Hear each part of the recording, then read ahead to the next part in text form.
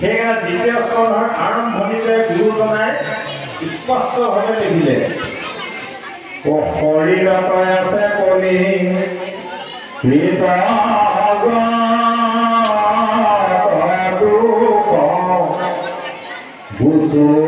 প্ৰথমে কৰা হৰি হৰি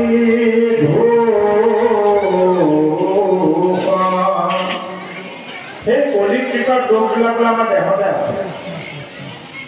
এতিয়া প্ৰথমতে সকলোৱে হৰি হৰি ঘোষণা কৰা যাতে কলিটো পলায়। এতিয়া প্ৰথমতে হৰি বুলি কেলৈ ক'বলৈ ক'লে? সেইকাৰণে আমি হৰি ধৰি দিওঁ। প্ৰতিটো মাংগলিক কৰ্মৰ প্ৰাৰম্ভত হৰি বুলি কওঁ নে কৃষ্ণ বুলি কওঁ? হৰি ৰাম। যেতিয়ালৈকে নামত দিবা পাঠকে হৰি বুলি নকয় তেতিয়ালৈকে নামঘৰত গুণ গোবনি এটা উঠি থাকে, কথা পাতি থাকে। যে নামত দিবা পাঠকে হৰি বুলি ক'বলৈ গ'লে সকলোৱে যেতিয়া হৰি বুলি কৈছে হৰণ হৈয়ে গ'ল আৰু এইবিলাক কলি গ'ল আৰু। কলিটো প্ৰকৃততে কি বস্তু? কলি শব্দটো কলহৰ পৰা আহিছে। কলহ মানে কাজিয়া পেচাল। যিখন ঘৰত, যিখন গাঁৱত, যিটো অঞ্চলত ৰাতিপুৱা শুই উঠাৰ পৰা ধৰি ৰাতিপুৱালৈকে তৰ্ক বিবাদ কাজিয়া পেচাল হৈ থাকে, মাৰপিট হৈ থাকে, জানক আৰু তাত কলিয়ে টোপনি টিপি বহি। সেইকাৰণে কলিৰ বলৱতী মনুষ্য হিচাপে কলিক যুঁজি লৈ যাতে কলিৰ কবলৰ পৰা মুক্ত হ'ব পাৰোঁ, তেতিয়াহে শান্তি পাব। এতিয়া আমি সকলো কলিৰ কবলৰ পৰা মুক্ত হৈ আছে। সেইকাৰণে আজি যিখন হাঁহি মাৰিছে আইসকলে অন্তত অন্তৰৰ পৰা মাৰিছে নহয়। আজি খোলা হাঁহি। আজি আপোনালোকে যিটো শক্তি পাইছে মনত ৰাখিব, এবছৰ একেৰাহে ভিটামিনৰ কোৰ্চ কৰিলেও নাপায় সেইটো শক্তি। আজি কলি মুক্ত হৈ আছো। কলিটো ক'ৰ পৰা জন্ম হ'ল, কলি ক'ত ক'ত থাকে, কি উপায়েৰে কলি খেলিব পাৰি, আমি অকণমান সময় আলোচনা কৰি লওঁ। দীপিকা চন্দ্ৰ নামৰ এভাগ গ্ৰন্থত গোটেই কলিৰ জন্ম ৰহস্যৰ বিষয়ে লিখা আছে। আগতে প্ৰতিভাগমান আছিলে, কিন্তু কোনোবাই পঢ়িবলৈ দি পাহৰি গ'লো, কোনে নিলে। যদি কেনেবাকৈ ক'ৰবাত পায় সংগ্ৰহ কৰিব দীপিকা চন্দ্ৰ। তাত উল্লেখ কৰা মতে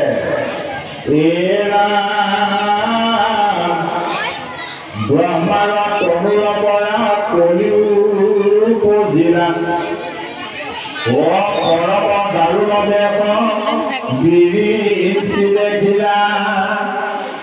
ব্ৰহ্মাৰ গাৰ পৰাই কলিৰ জন্ম হৈছে। কলিৰ দেহটো কেনেকুৱা? চেহেৰাটো দাৰুণ, মানে কুৎসিত চেহেৰা, ভয় লগা চেহেৰা। যিটো চেহেৰা দেখি দেউতাক ব্ৰহ্মও চক খাই গ'ল। ৰামকৃষ্ণ নাম চাৰি ৰাতি বাৰ, কিন্তু মহামূৰ্তি গোট দেখিলো ইহাৰ। ৰাম ৰাম কৃষ্ণ কৃষ্ণ প্ৰভু, আজি মই কি মহামূৰ্তিটো দেখিলো বুলি ব্ৰহ্মাই মনতে ভাবিছে।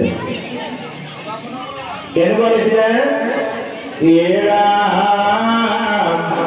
কৃষ্ণ বৰ্ণ কৰি ৰহা ততদণ্ড ধৰি জানো পাৰি আছে কিন্তু কীৰ্তনাঞ্জলি কৰি। কলিৰটো সঁচাকৈ কৃষ্ণ বৰ্ণ মানে ওলা আছিলে। জন্ম হওঁতে হাতত দণ্ড এডাল তুলি আহিছে। জন্ম হৈ হাতযোৰ কৰি আঁঠু কাঢ়ি দেউতাকক প্ৰাৰ্থনা কৰিছে। কি বুলি? কোন কৰ্ম কৰোৱাতে কৰো কয় আদেশ, দেওৰাজ পদটো পাওঁ উপদেশ। দেউতা মোক জন্ম দিলা, মই কি কৰ্ম কৰিব লাগে মোক আজ্ঞা কৰা। আৰু মোক ৰাজপথ দিয়া। তাৰমানে কলিৰ জন্ম সেই দেউতাকক মাটি বাৰী সাত সকলো খাই দিয়ে। ব্ৰহ্মাই মনে মনে ভাবিছে মই কি অদ্ভুত বস্তু জন্ম দিলো। ইয়াৰ চেহেৰাটো দেখিবলৈ ভয় লগা, ভয় লগাই। মানসিকতাটো আৰু বিকৃত কিন্তু জন্মহে মাটি বাৰী সাত নম্বৰী ভাগ বিচাৰিব লাগেনে এইবুলি চাৰিটা মূৰে ভাবি ভাবি দেখি ব্ৰহ্মা চাৰি মূৰে গুণিয়া চাহিলা তাৰ ভাৱ জানি পাছে কলি নাম দি ৰাখি নাম দি থাকে কি কলি মলিনী নলিনী তাক দুই ভাগ জাতিলা দুই হাতৰ হতে চাৰি পুত্ৰ উপজিলা মলিনী আৰু নলিনী নামৰ দুটি কন্যা একেলগে বিয়া পাতি দিলে দুটি কন্যাৰ পৰা দুটা দুটাকে চাৰিটা সন্তানৰ জন্ম হ'ল কলি পুতেককেইটা চাৰিটা কি নাম দিলে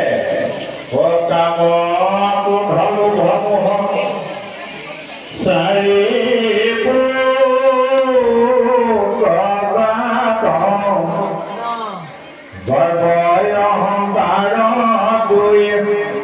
মন্দিৰে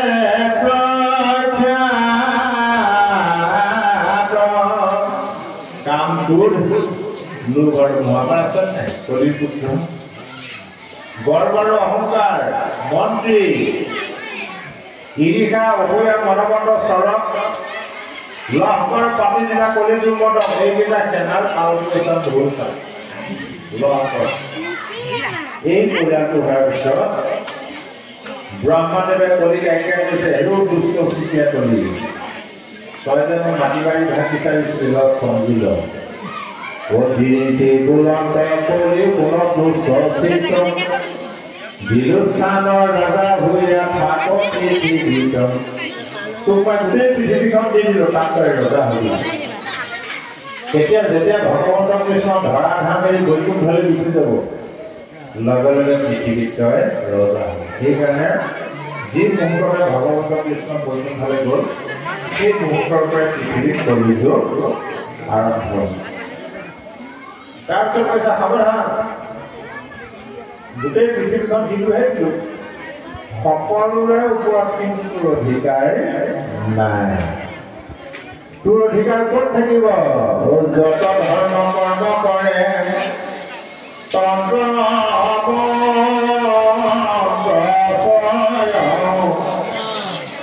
সবাৰে অধিকাৰী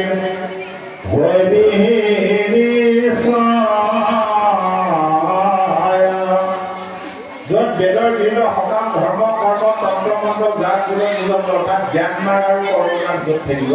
তাত কৈ থাকিবা কলি থাকে কিয়নো আমি আৰম্ভণিতে কৈছিলো ভগৱন্ত এই দুটা লগত লৈ গুচি গ'ল ধৰ্ম জ্ঞান লয়া বৈকুণ্ঠ গৈলা ভগৱন্ত কৃপাময় অজ্ঞান আন্ধাৰ বিনাশ কৰিলে ইহাস হৈলা উদয় ধৰ্ম জ্ঞান লৈ অজ্ঞান আন্ধাৰ বিনাশ কৰিবৰ কাৰণে এই মহাভাৰতৰ ছাত্ৰ পৃথিৱীলৈ আহিল তাৰপিছত সাৱধান সেইকাৰণে গুৰুজনাই কৈছে সাৱধান বেদৰ বিহিত কৰ্ম কৰিবা ভকতৰ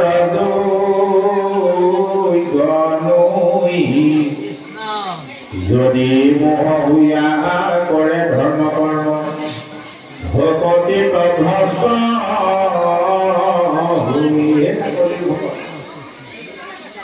তোমালোকক বেদৰ বিহিত সকাম ধৰ্ম কৰ্ম কৰাৰ অধিকাৰ দিয়া নাই আৰু কৰিব নোৱাৰিব কিয়নো কলিযুগ যদি বেদৰ পুষ্টিত মানি মোহিত হৈ সেই ধৰ্ম সকাম ধৰ্ম কৰ্মবিলাক কৰা চিৰদিনৰ কাৰণে ভক্তিত ভক্ত হৈ গুচি যায় আকৌ কলি সাৱধান পালে সাৱধান এটা স্থানত কিন্তু তই ভুলতো প্ৰৱেশ নকৰিবি কোনটো স্থানত হে ৰাম হৰে নাম কীৰ্তনত নাহি বিঘিনি আতগ্ৰহ আচৰিলে মৰি বিয়া আপুনি কীৰ্তনত কিন্তু বিঘিনি নাই তই যেতিয়া জু আচৰণ কৰ নিজেই কৰি সেইকাৰণে ঘৰখনৰ পৰা গাঁওখনৰ পৰা অঞ্চলটোৰ পৰা চলি থাকিবলৈ হ'লে নামৰ বাদে আন একো উপায় নাই তাৰমানে যিটো বেমাৰ যিটো ঔষধ বেমাৰে ঔষধে মিলিলেহে বেমাৰ ভাল হ'ব আপোনাৰ বাঢ়ি আছে চুগাৰ ভুলতে ফাৰ্মাচিষ্টজনে কি কৰিলে প্ৰেছাৰ টেবলেট দি পঠিয়াই দিলে প্ৰেছাৰ টেবলেট খালে চুগাৰ কমিব জানো আমাৰ বেমাৰটোৱে কলি দুষ্ট কলি কৰতে সবাকো দক্ষিণ হৰাই লওঁ চেতন জ্ঞান বেমাৰ ঔষধটো ইহাৰ ঔষধ উধাৰা মনাম বিনে নাহি নাহি এই কলিযুগী বেমাৰ ঔষধটো কি ঈশ্বৰৰ নাম আকৌ ঔষধটো খাব লাগিব আপোনাৰ চুগাৰ চুগাৰ টেবলেট ৰেগুলাৰ খাই থাকে কিন্তু কমলা বাইফালে ওলাই গ'লে মনে মনে ৰসগোল্লা বিধি খাই চুগাৰ কমিব জানো ঔষধ খালে আকৌ অপেক্ষ এৰিব লাগিব কিন্তু অপেক্ষ কি কুহি পৰম তত্ত্ব বেদ বাণী জানি নৰম নকৰ বিৰাম ধৰ্মক কৰ্মক গৰ্বক চুৰি নাকি পুৰহুৰাম ধৰ্ম কৰ্মটো আলোচনা কৰিলে গৰ্বটো কি প্ৰথম বোলে জাতি গৰ্ব দ্বিতীয়তে আহি গ'ল বিদ্যা গৰ্ব তৃতীয়তে আহিলে ধন গৰ্ব চতুৰ্থতে আহিলে শ্ৰী গৰ্ব পঞ্চমতে আহিলে কৰ্ম গৰ্ব এই পাঁচটা গৰ্ব যাৰ অন্তৰত থাকিব তেওঁ ভকত হ'ব নোৱাৰে ঈশ্বৰৰ লগত এইবিলাক সমান সফল হ'ব কাৰণ অন্য সকল নাথাকিলে উচ্চ সকলক কি মূল্য আছে গতিকে সন্মানহে কৰিব লাগে আমাক ঘৃণা কৰে বহুতে বিদ্যাৱন্ত শিক্ষিত সকলে অশিক্ষিতবিলাকক সন্মানহে কৰিব লাগে কিয়নো আজি অশিক্ষিতবিলাক নথকা হ'লে তেওঁলোকক শিক্ষিত বুলি কোনে ক'লেহেঁতেন ধনীসকলে দুখীয়াসকলক সন্মানহে কৰিব লাগে কেলে যদি দুখীয়া শ্ৰেণীটো নাথাকিলেহেঁতেন ধনী শ্ৰেণীটোৱে নিজে হাতুৰি কটাৰী বা লেবাৰ মিস্ত্ৰী কৰিবলৈ দিব পাৰিব আকৌ শ্ৰী গৰ্ব মানে হ'ল চেহেৰা গৰ্ব মই বাপসকলে এইটো গৰ্ব নাই বাৰু আইসকলে কিন্তু আছে অকণমান ধুনীয়া ধুনীয়া প্ৰতিজনী হ'লে কলিজনী পাত্তাই দি বুলি সেইটো কলিজনী নাথাকিলে বা প্ৰতিজনী কি মূল্য আছে ক'লা মানুহ নাথাকিলে বা বগা মানুহৰ কিবা মূল্য আছে না কোনে ক'ব বগা বুলি কৰ্ম কৰ্ম হয় ভাল কৰ্ম কৰিব ইত্যাদি তাৰপিছত ৰজা পৰীক্ষিতে প্ৰথম স্কন্ধত ওলাই গৈছে কলিক লগ পাই গ'ল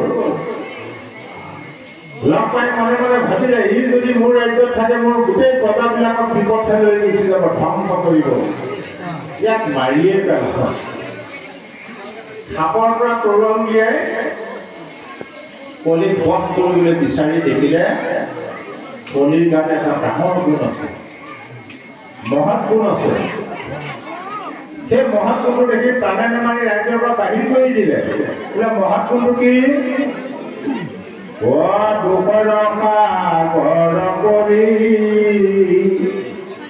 তাকো পৰীক্ষিত ৰাজা গুণ দেখি কৰিলা অন্য জাতি মহাপাপীয়ে তৰাই কলিৰ সুখে মুখে কৰি হৰিৰ কীৰ্তন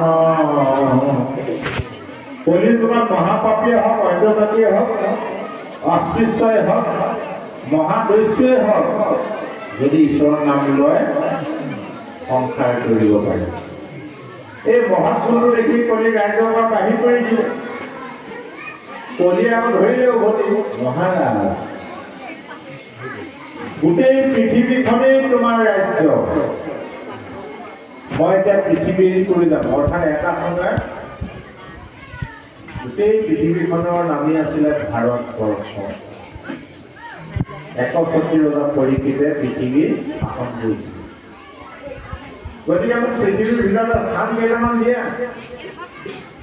তাৰ ৰজা কৰিছিলে ভাবি গুণি কলি স্থান দি দিলে ক'ত নৃপতি বলন্তা কলি সুপতিৰ স্থান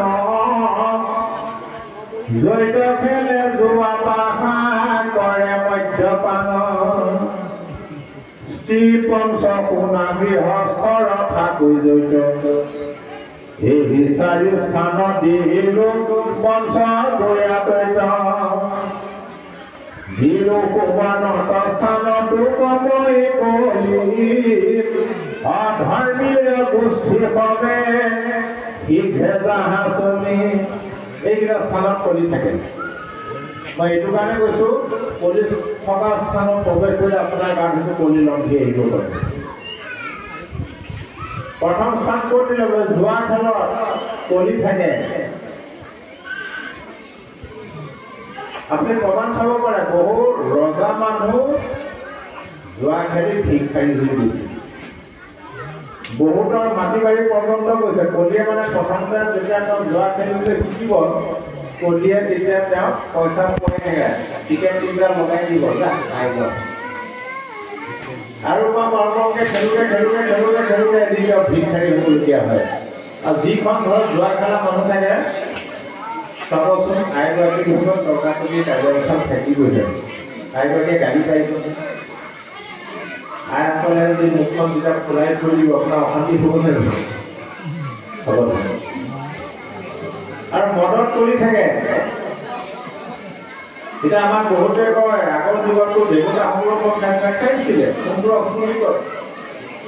এতিয়াও খাব পাৰে এটা কাৰণে গণ্ডগোল হৈ গ'ল যে মদত যে কলিত ফাঁচটো দি দিলে সেইকাৰণে কলিয়ে পৰিমাণটো বঢ়াই দি থাকে দেখিবলৈ নাপায় পায়নে বাৰু ইটো কথা সিটো কথা ওলাই থাকে কিন্তু যিহেতু এইবিলাক কৰ্ম কৰিব লাগিবই পথাৰত হাল মতে কেঁচুমতে কাটিব লাগিবই বাধ্যত কৰি গতিকে কেনেকৈ কৰিব লাগিব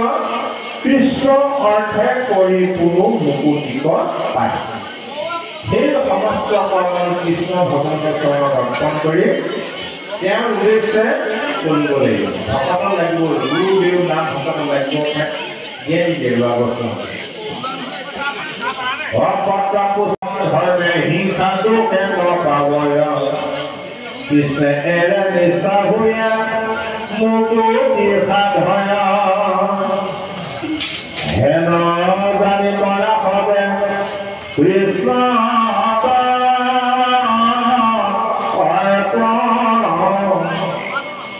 অল্পতে সন্তুষ্ট কিবা ময় নাৰায়ণ সমস্ত ভগৱতৰ চৰণত অৰ্পণ কৰি কৃষ্ণ আপোনাৰ যুক্ত হৈ যদি কৰ্মবিলাক কৰোঁ তেওঁ উদ্দেশ্যে এতিয়া এইবিলাক বিষয়ে আমাক কেতিয়াও স্পৰ্শ কৰিব কৃষ্ণ এতিয়া অকণমান পাঠ এখন বঢ়ায় কৃষ্ণ